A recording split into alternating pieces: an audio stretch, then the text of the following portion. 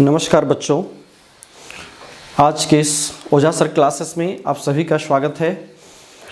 जैसा कि आपको पता है कि अभी एनसीईआरटी द्वारा प्रदत्त जो सेमुसी भाग 1 क्लास 9 के लिए जो लागू है उसे हम आपके लिए अभी उसका हम वीडियो बना करके प्रस्तुत कर रहे हैं। इससे पहले हम लोगों ने जो पिछले वीडियो को देखा था उसमें जो आपका शीर्षक है पाठ 10 का जटायु सौर्यम है ना, सेमुसी भाग 1 का, उसमें हम लोग श्लोक संख्या 4 तक देख चुके थे। श्लोक संख्या 4 तक हम लोग उसमें पिछले वीडियो में हम लोगों ने कंप्लीट किया था। इस क्लास में, इस वीडियो में जो हम लोग देखेंगे वो आपका शुरू होगा श्लोक संख्या 5 से लेकर के 8 तक। 4 श्लोक इसमें भी हम लोग देखेंगे आपको 5 से लेकर के 8 तक का। आपको याद होगा कि जो प्रसंग चल रहा था कि रावण सीता को लेकर के लंका की ओर हरण करके ले जा रहा था। इसी क्रम में सीता जो है अपनी रक्षा के लिए गृध्र जटायु को देख करके पुकारती है। स्थिति ये हुई थी कि उनके शब्दों को सुन करके जो गृध्र जटायु हैं, उस सीता के शब्दों को सुन करके गृध्र जटायु सबसे पहले रावण को और उसके बाद सीता को देखा। इसके बाद की जो घटना है वो आगे वो अभी के क्लास में प्रारंभ होगा। चलिए तो हम देखते हैं इसके बाद क्या होता है। जैसे उसकी नज़र, उस जटायु की नज़र जैसे उस रावण पर पड़ी, जैसे उसकी दृष्टि उस रावण पर पड़ी तो उसने क्या कहा। उसने मतलब उस जटायु ने, गृध्र जटायु ने कहा कि निवर्तया मतिम नीचाम परदाराभिमर्शनात् न तत्समाचरेत धीरो यत परवस्य विगर्हयेत। निवर्तया मतिम नीचाम परदाराभिमर्शनात्। इसमें यदि एक बार पहले हम लोग संधि के शब्दों को भी देख लें ताकि समझने में आसान हो जाएगा। परदारा जोड़ अभिमर्शनात्, अभिमर्शनात्, इसमें शब्दों को मैंने हाथ तोड़ के अभी लिख दिया है। मतिम जोड़ नीचाम, परदारा प्लस अभिमर्शनात्, तत् जोड़ समाचरेत जोड़ धीरः, यत प्लस परह प्लस अस्य, ये संधि वाले पद हैं। तो यहां पर कहता पर मतलब दूसरा। दारा कहते हैं पत्नी को। दारा शब्द पुल्लिंग है जिसका अर्थ जो है आपका पत्नी होता है। तो कहा कि पर दारा अभिमर्शनात्, कहता दूसरे के पत्नी के अभिमर्शनात् स्पर्शात, स्पर्श दोषात, स्पर्श के दोष से।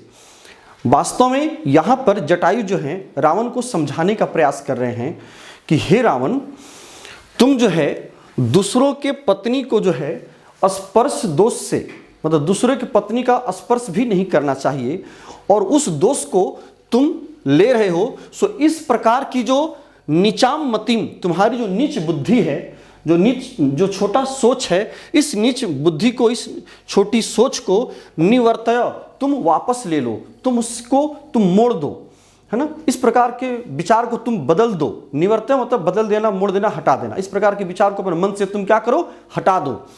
ठीक है। क्योंकि कहता कि न तत्समाचरेत धीरः यत परः अस्य विगर्हित। कहता है कि धीरः धैर्यवान अथवा बुद्धिमान, जो बुद्धिमान लोग होते हैं, जो धैर्यवान व्यक्ति होते हैं, वो कभी भी जो है तत् समाचरित न समाचरित, मतलब उस प्रकार का आचरण कभी भी नहीं करते हैं। इस प्रकार की नीच बुद्धि या नीच कर्म वाला काम जो है वो कभी नहीं करते हैं। क्यों नहीं करते हैं? क्योंकि यत परह अस्य विगर्हित, जिससे कि जो, यत मतलब जो, परह मतलब दूसरे के द्वारा जिसकी की विगर्हित निंदयेत, निंदा की जाए। ठीक है ना। मतलब दूसरे का पत्नी को इस प्रकार की विचारधारा से अपने साथ ले जाना, इस बुद्धि को तुम क्या करो, बदल डालो, छोड़ दो। क्योंकि जो बुद्धिमान लोग होते हैं, जो दूसरों के द्वारा निंदित है, विगर्हित, ऐसा कार्य कभी नहीं करते हैं। ठीक है ना।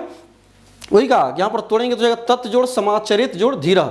जो धीर पुरुष होते हैं, जो बुद्धिमान होते हैं, न तत्समाचरित, उससे कभी भी उस प्रकार का आचरण, समाचरित आचरित, उस प्रकार का कभी आचरण नहीं करते हैं जिससे कि लोग उसकी निंदा करें। परह मतलब अन्य लोग, जिससे कि दूसरे लोग उसकी निंदा करे, विगर्हित, निंदित, निंदा करे। ठीक है, इसमें जो व्याकरण के शब्द हैं मैंने यहां बता दिए हैं। अब नेक्स्ट हम लोग छठा श्लोक देखेंगे, पांचवा हम लोग का ये कंप्लीट हो गया है।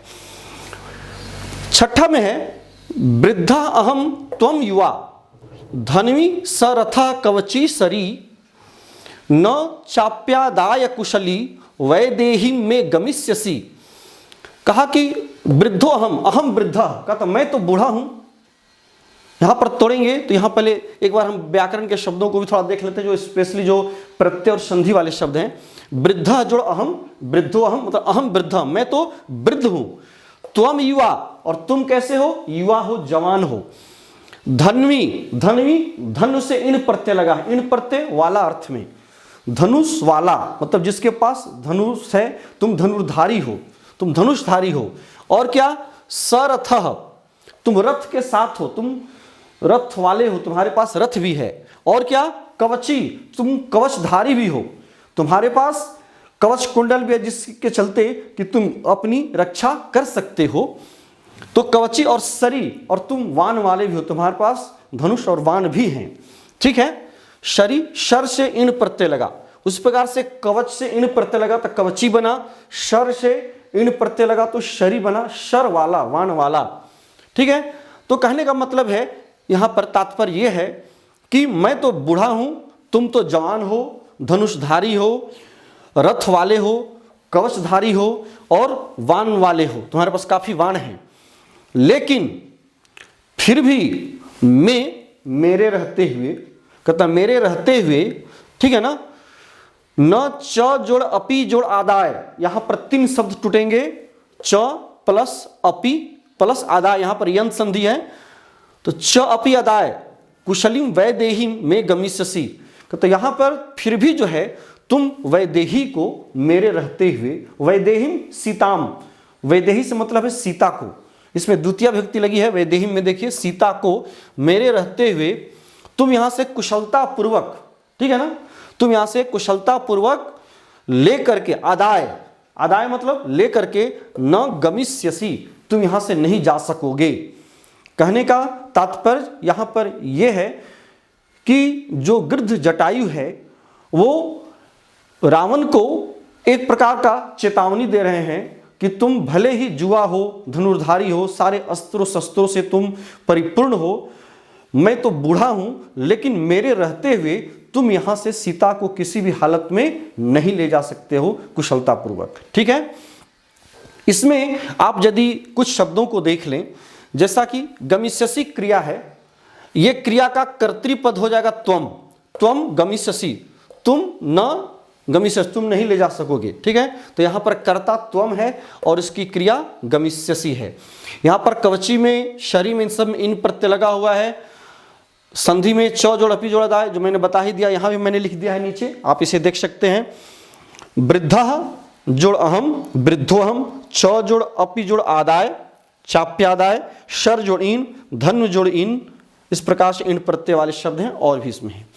चलिए नेक्स्ट इसमें सातवां श्लोक देखते हैं। सातवां कह रहा है कि तस्य तीक्ष्ण नखाभ्याम तु चरणाभ्याम महाबलः, तस्य तीक्ष्ण नखाभ्याम तु चरणाभ्याम महाबलः, चकार बहुधा गात्रे व्रणान पतग सत्तमः। ठीक है, पतग सत्तमः। यहां पर एक चीज देखेंगे कि जैसे इन्होंने, गृध्र जटायु ने वैदेही को रावण को ले जाने के लिए जैसे रोकने की बात उन्होंने कही, तुरंत बाद इसका तात्पर्य यह है कि उसके ऊपर, उस रावण के ऊपर कोई प्रभाव नहीं पड़ा। तो जब प्रभाव नहीं पड़ा तो उन्होंने अगला जो कदम उठाया वो क्या उठाया कि तस्य तीक्ष्ण नखाभ्याम तु चरणाभ्याम, उनके पैरों से, यहां पर चरणाभ्याम का तीक्ष्ण नखाभ्याम जो है वो विशेषण है, चरणाभ्याम विशेष्य है।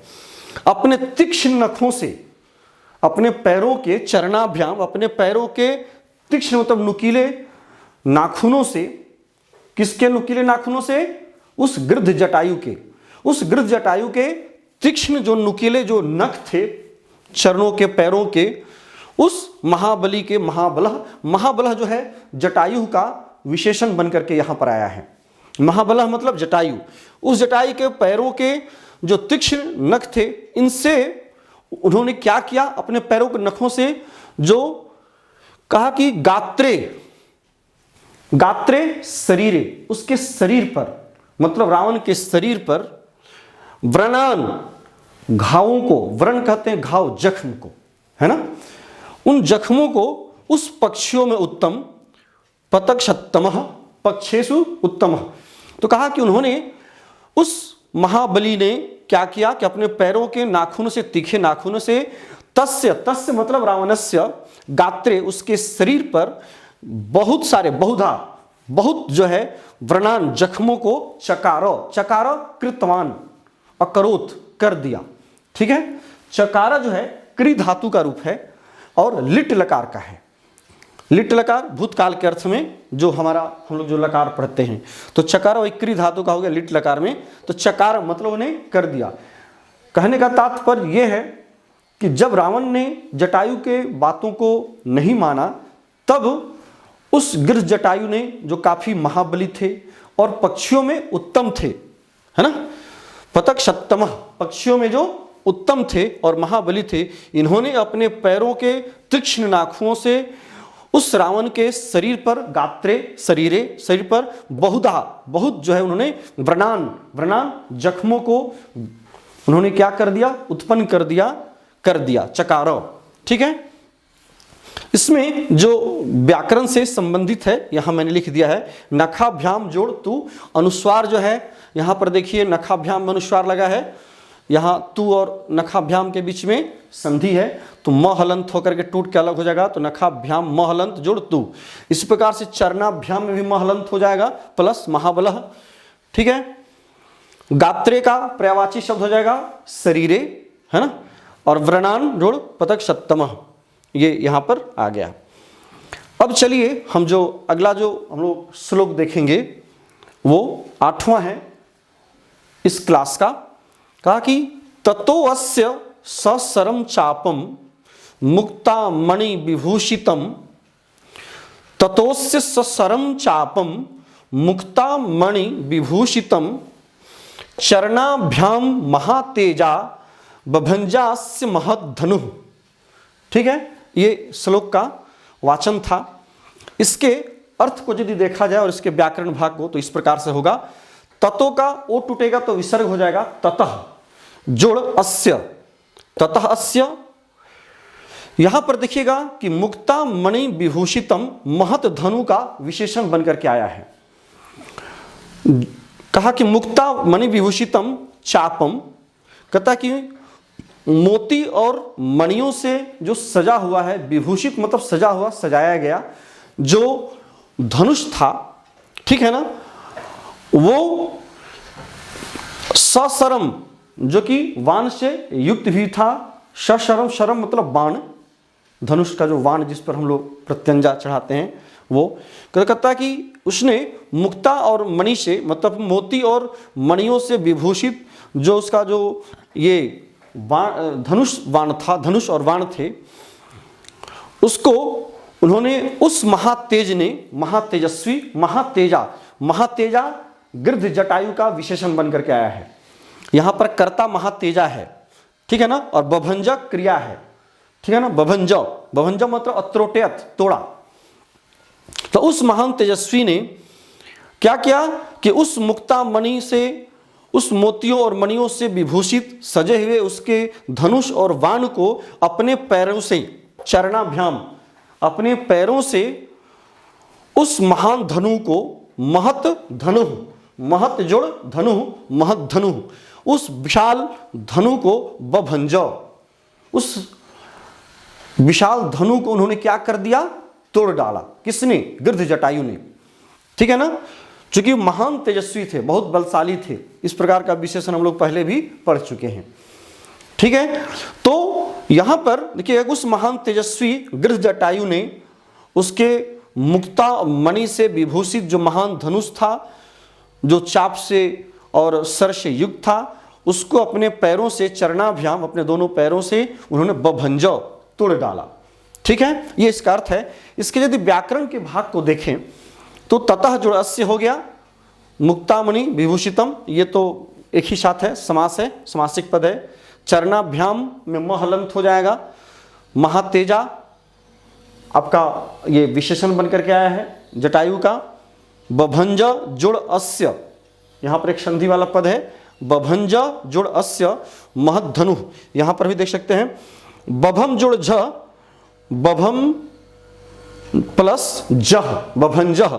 यहाँ बाद में देखिएगा चवर्ग आने के चलते ये जो अनुनासिक है बभम में लगा हुआ जो म हलंत है वो भी बाद वाले के अनुनासिक में बदल करके बभंजा बन गया। यहाँ पर देखिए बभंजा में यों है, तो यों क्या है, चवर्ग का पंचम वर्ण है।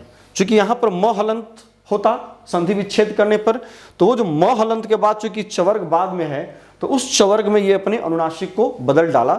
यही कारण है कि ज के होने के चलते जो म था वो ज के पंचम वर्ण में चेंज होकर के यहाँ पर बभंजा बना, यों बन गया। ठीक है, ये हलंत संधि के नियम के अनुसार। बभंजा जुड़ अस्य और महत जुड़ धनु, महद्धनु। ये आपका सारा ये कुल 4 श्लोक आज हम लोगों ने इस क्लास में देखा। मुझे पूरा उम्मीद है कि इन सभी श्लोक को आप अच्छी तरह से आप देख रहे होंगे, अपने परीक्षा के दृष्टिकोण से देख रहे होंगे। ये जरूर ध्यान रखें कि जब भी आपको श्लोक दिया जाता है पढ़ करके उसके उत्तर को करने के लिए, तो वहाँ पर व्याकरण से रिलेटेड भी प्रश्न होते हैं जो कि आपको इसी श्लोक से, जो श्लोक आपको दिए जाते हैं उसी से पूछे जाते हैं। उसके कर्तृपद कौन से हैं, क्रियापद कौन सा है, उसका विशेषण कौन है, विशेष्य कौन है, इस प्रकार के जो प्रश्न होते हैं वो श्लोक में से ही पूछे जाते हैं जो कि आपको देना होता है। उसका पर्यायवाची शब्द, उसका विलोम शब्द, ये सारे प्रश्न के पैटर्न हैं जो कि आपसे पूछे ही जाएंगे, इसमें कोई शंका नहीं है। ठीक है, तो आज हम लोग इस क्लास को यहीं विराम देंगे। फिर नेक्स्ट क्लास में बचे हुए जो 3 श्लोक हैं उसे हम लोग पूरा करेंगे और उसी के साथ तो फिर नेक्स्ट क्लास में आपका 3 श्लोक के साथ ये चैप्टर आपका कंप्लीट हो जाएगा। फिर उसके प्रश्न उत्तर भाग को भी हम लोग बाद में नेक्स्ट वीडियो में आपको उपलब्ध कराने का प्रयास करेंगे, जिससे कि चूंकि कुछ बच्चों का ये कहना होता है कि सर इसके प्रश्न उत्तर को भी आप हमें सॉल्व करा दें ताकि हमें जो कठिनाई होती है उससे हमें मुक्ति मिल सके। ठीक है, तो चलिए इन्हीं शब्दों के साथ आज के क्लास को हम यहीं विराम देते हैं। फिर नेक्स्ट क्लास में आपसे मुलाकात होगी, तब तक के लिए हमें आज्ञा दीजिए। बहुत बहुत धन्यवाद। Thank you.